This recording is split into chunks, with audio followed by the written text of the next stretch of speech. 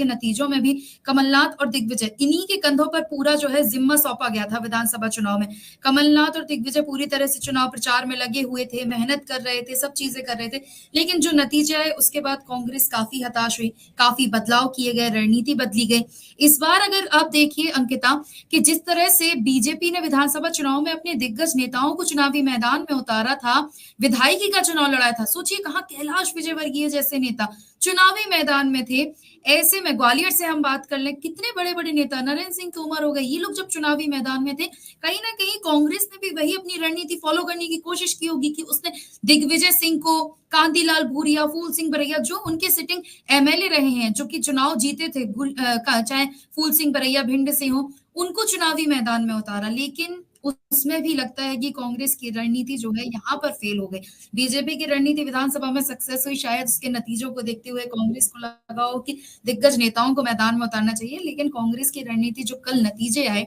वहां से लगता है कि बहुत ज्यादा मेहनत मध्य प्रदेश में कांग्रेस को करने की जरूरत होगी। बिल्कुल अंजलि, कांग्रेस को बहुत ज्यादा मेहनत करने की जरूरत है, क्योंकि दिग्गज भी जब नहीं जीत पाए हैं तो फिर और क्या हो सकता है। ऐसे दिग्गज जो कि फ्रंटलाइन नेता है, जो कि कई बार मंत्री रहे हैं, कई बार सांसद रहे हैं, दिग्विजय सिंह जो कि सीएम रहे हैं, कमलनाथ खुद सीएम रहे हैं और उनके बेटे नहीं इस सीट को जीत पाए। छिंदवाड़ा का जो गढ़ है वो ध्वस्त कर दिया बीजेपी ने। तो अब कांग्रेस के लिए काफी ये संकट के बादल जो है बिल्कुल घेर आए हैं, और मध्य प्रदेश में अगर वापसी करनी है तो अब केंद्रीय आला कमान को, राहुल गांधी को एक कसावट लाने की जरूरत है कांग्रेस में, और एक ऐसी कसावट लाने की जरूरत है जो कि बूथ लेवल के कार्यकर्ताओं को रिचार्ज करे। जनता में एक जो छवि है कांग्रेस की, उसमें बदलाव की बहुत जरूरत है, क्योंकि कांग्रेस की छवि जनता में उस रूप में नहीं है कि जनता उन्हें शासन की बागडोर संभालने के लिए दे सके। तो अब कांग्रेस को मेहनत करने की जरूरत है, और हर दिशा में मेहनत करने की जरूरत है, क्योंकि मध्य प्रदेश के ये परिणाम बताते हैं कि ना तो यहाँ पे राहुल गांधी की न्याय यात्रा काम आई है, और ना ही यहाँ पे प्रियंका गांधी की गारंटियां काम आई हैं। प्रियंका गांधी जितनी बार भी मध्य प्रदेश में आई हैं, और उन्होंने विधानसभा चुनाव से लेकर लोकसभा के चुनावों में जब भी किसी भी जनसभा को संबोधित किया है, उन्होंने कहा है कि वो मध्य प्रदेश में 5 गारंटियां दे रही हैं महिलाओं को। जैसे कि बीजेपी लाडली बहना योजना ला रही है, वैसे ही महिला सम्मान योजना की बात की, युवाओं को रोजगार की बात की, लेकिन ये सारे दावे धरे के धरे रह गए, और मध्य प्रदेश में चुनावी परिणाम बिल्कुल कांग्रेस की उम्मीदों के उलट आए हैं। और ये बहुत ही ज्यादा चिंता का विषय है कि आप 29 में से एक भी सीटें नहीं जीत पा रहे हैं। तो ये भले ही इंडिया गठबंधन ने देश में अच्छा परफॉर्मेंस किया हो, लेकिन मध्य प्रदेश में जो हार मिली है, ये एक तौर पर शर्मनाक हार है कांग्रेस के लिए,